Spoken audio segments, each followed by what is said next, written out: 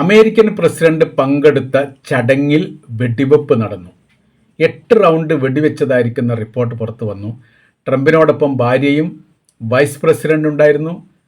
പിന്നീട് അവിടുത്തെ സെലിബ്രിറ്റികൾ ഉണ്ടായിരുന്നു. ബന്ധപ്പെട്ട ഒരുപാട് ഉന്നതർ പങ്കെടുത്ത വളരെ പ്രാധാന്യമുള്ളൊരു ചടങ്ങായിരുന്നു. ഏകദേശം 2600 പേരെങ്കിലും പങ്കെടുത്തിരുന്നു. ഈ ചടങ്ങുമായിട്ട് ബന്ധപ്പെട്ടാണ് വെടിവെപ്പ് നടന്നത്. 8 റൗണ്ട് വെടിവെപ്പ് നടന്നതായി സ്ഥിരീകരിക്കപ്പെട്ടു. പ്രതിയെ പിടിക്കപ്പെട്ടിട്ടുണ്ട് എന്നും പ്രതിക്ക് വെടിയേറ്റിട്ടുണ്ട് എന്ന 2 റിപ്പോർട്ടും ഇതിനോടനുബന്ധിച്ച് തന്നെ പുറത്തു വരുന്നത്. അതേക്കുറിച്ച് വലിയ രീതിയിൽ സമഗ്രമായിരിക്കുന്ന അന്വേഷണം നടത്താൻ വേണ്ടി ഉത്തരവിട്ടിട്ടുണ്ട്. പിന്നിൽ ഇറാനാണോ എന്നുള്ള കാര്യം അന്വേഷിക്കും എന്നാണ് അമേരിക്കയിൽ നിന്ന് ലഭ്യമാകുന്ന വിവരം. നമുക്ക് നോക്കാം എന്തൊക്കെ സംഭവം നടന്നത്. ഇന്നലെയാണ് ഈ സംഭവം നടക്കുന്നത്. ഇന്നലെ രാത്രിയോട് കൂടിയിട്ടാണ് സംഭവം നടക്കുന്നത്. വാഷിംഗ്ടൺ DC-യിൽ ഹിൽട്ടൺ ഹോട്ടലിൽ വൈറ്റ് ഹൗസ് കറസ്പോണ്ടൻ്റ് അസോസിയേഷൻ നടത്തിയ ചടങ്ങ്, അഥവാ മാധ്യമപ്രവർത്തകർക്ക് വർഷാന്തം അമേരിക്ക നൽകുന്ന ഈ സംഘടന നൽകുന്ന അത്തായ വിരുന്ന്. ഈ അത്തായ വിരുന്നിലേക്കാണ് അമേരിക്കയുടെ പ്രസിഡന്റിനെയും വൈസ് പ്രസിഡന്റിനെയും ഫാമിലിയെയും ഈ ഉന്നതരായിരിക്കുന്ന സിനിമാ നടന്മാരടക്കമുള്ള സെലിബ്രിറ്റികളെയും ക്ഷണിക്കപ്പെട്ടത്. വല്ലാതെ മറ്റുള്ള ആളുകളൊന്നും പ്രവേശനമില്ലാത്ത രീതിയിൽ വലിയ കർക്കശമായിരിക്കുന്ന നിയന്ത്രണത്തോടു കൂടി സീക്രട്ട് സർവീസ് ഉദ്യോഗസ്ഥർ വലയം ചെയ്തിരിക്കുന്ന ഒരു പരിപാടിയായിരുന്നു ഇവിടെ നടന്നത്. JD വാത്സനും അടക്കമുള്ള ആളുകൾ ആദ്യഘട്ടത്തിൽ തന്നെ ഈ ശബ്ദം കേട്ടു എന്ന് പറയുന്നു. ട്രംപിനോട് ഈ കാര്യം പറഞ്ഞതാണെന്ന് എന്നും പറയുന്നു. ഏതായിരുന്നാലും അവർ വളരെ പെട്ടെന്ന് ഈ വിവരം അറിഞ്ഞതോടുകൂടി മേശക്കടിയിൽ അഭയം തേടി.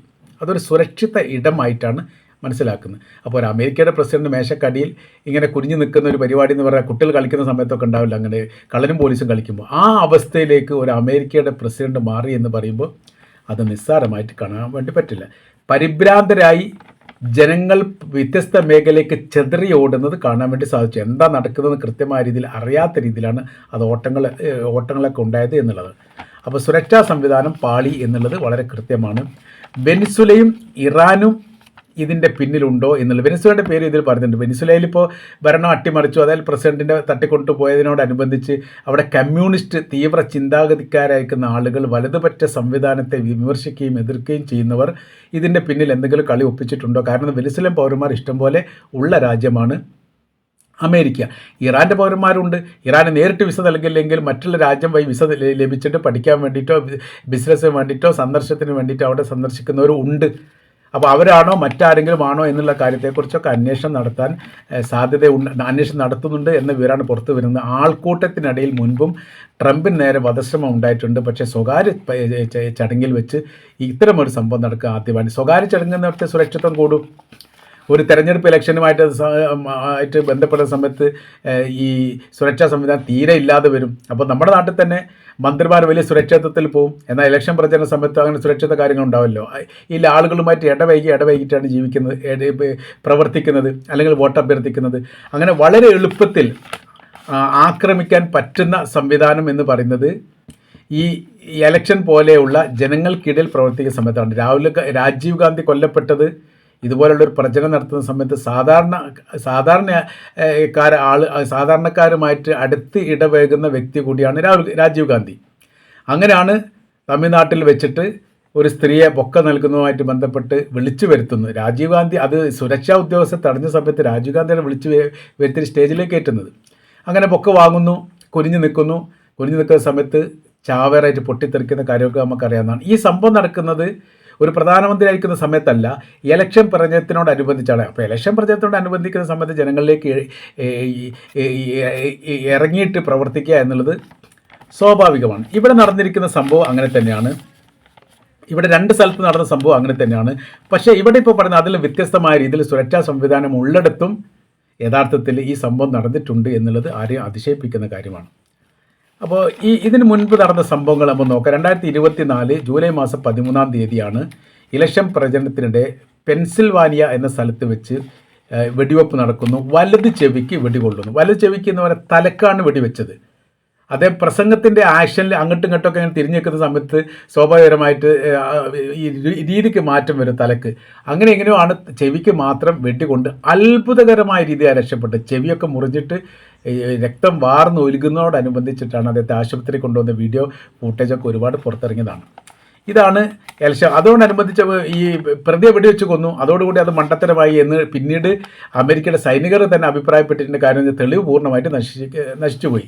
അമേരിക്ക അന്ന് സ്ഥാനാർത്ഥിയാണ് ട്രംപ് പറഞ്ഞിട്ടുണ്ട്, ഇതിൻ്റെ പിന്നിൽ ഇറാനാണ് ഞങ്ങൾ സംശയിക്കുന്നുണ്ട്, അതുകൊണ്ട് ഞങ്ങൾ അന്വേഷിക്കുന്നു. ഇറാനിന് മറുപടി പറഞ്ഞു, അന്വേഷിച്ച് കൃത്യമായിട്ട് റിപ്പോർട്ട് പുറത്ത് വരും, നമുക്ക് നോക്കാം ഞങ്ങളുണ്ടോ ഇല്ലേ എന്നുള്ളത്. റിപ്പോർട്ട് കൃത്യമായി പുറത്ത് വിടാൻ വേണ്ടി അമേരിക്കയ്ക്ക് സാധിച്ചിട്ടില്ല. കാരണം പ്രതി അപ്പം തന്നെ മരണപ്പെട്ടു പോയിട്ടുണ്ട് എന്നുള്ളത്. ഫ്ലോറിഡയിൽ പിന്നീട് 2024 അതേ വർഷം തന്നെ സെപ്റ്റംബർ 15 ഗോൾഫ് കളിക്കുമ്പോൾ കുറ്റിക്കാട്ടിൽ തോക്കുമായിട്ട് ഒരു ചങ്ങായി ഒളിച്ചു നിന്നു. ഈ ഒളിച്ചു നിന്നത് വളരെ പെട്ടെന്ന് മനസ്സിലാക്കാൻ വേണ്ടിയിട്ട് സുരക്ഷാ ഉദ്യോഗസ്ഥർക്ക് സാധിച്ചതുകൊണ്ടാണ് ട്രംപ് ജീവനോടുള്ളത്. അല്ലെങ്കിൽ അന്ന് അയാൾ വെടിവെക്കും എന്നുള്ളതാണ് മനസ്സിലാക്കാൻ വേണ്ടി പറ്റുന്നത്. ഇയാളെ കുറിച്ചിട്ടുള്ള പിന്നീട് വിവരങ്ങളൊന്നുമില്ല. പിടികൂടിയിട്ടുണ്ട് എന്നുള്ള റിപ്പോർട്ട് പുറത്ത് വന്നു. ചില റിപ്പോർട്ടിനകത്ത് വെടിവെച്ച് കൊന്നു എന്ന് പറയുന്നു, ചില റിപ്പോർട്ടിനകത്ത് കാലിന് വെടി കൊണ്ടിട്ട് അയാളെ കീഴടക്കി എന്ന് പറയുന്നു.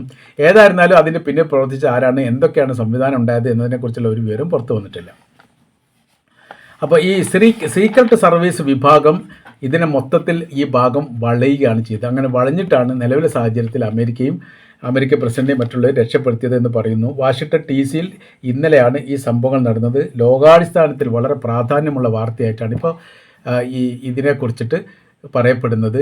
ആരാണ് കില്ലർ എന്ന് ചോദിച്ചിട്ട് പ്ലേ കാർഡ് ഏന്തിയിട്ട് ആളുകൾ തെരുവിലിറങ്ങിയിട്ടുണ്ട്. അപ്പോൾ തങ്ങളെ സംബന്ധിച്ചിടത്തോളം അത് ആരാണെന്ന് മനസ്സിലാക്കി തരണം, മറച്ചു വെക്കുന്ന പ്രവർത്തികൾ അവസാനിപ്പിക്കണം എന്നുള്ളതും, ഇതിൻ്റെ പിന്നിൽ ഇറാനോ അതല്ലെങ്കിൽ വേറെ ഏതെങ്കിലും രാജ്യമോ അതല്ലെങ്കിൽ വെനിസുലയോ ഏതെങ്കിലും ഉണ്ടോ എന്നുള്ളത് അന്വേഷിക്കുകയാണ്. രണ്ടും ശത്രു രാജ്യം തന്നെയാണ്. അപ്പോൾ അതിൽപ്പെട്ട ആരെങ്കിലും ഏതെങ്കിലും തരത്തിൽ വധിക്കാൻ വേണ്ടി ശ്രമം നടത്തിയതാണോ എന്ന തരത്തിലൊക്കെ വലിയ രീതിയിലുള്ള സമഗ്രമായിരിക്കുന്ന അന്വേഷണത്തിനൊക്കെ ഉത്തരവിട്ടിട്ടുണ്ട്.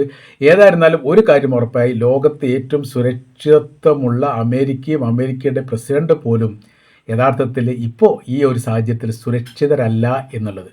അപ്പോൾ എത്ര വലിയ സംവിധാന കാര്യങ്ങളുണ്ടെങ്കിലും, എത്ര വലിയ സുരക്ഷാ ഉദ്യോഗസ്ഥരുമുണ്ടെങ്കിലും, സീക്രട്ട് സർവീസ് ഉണ്ടെങ്കിലും അവിടേക്കൊക്കെ നുഴഞ്ഞു കയറാൻ പാകത്തിലാണ് ശത്രുവിൻ്റെ ശക്തിയും ബുദ്ധിയും എന്നുള്ളിടത്താണ് ലോകം അതിശയിക്കുന്നത് എന്ന് ചുരുക്കം.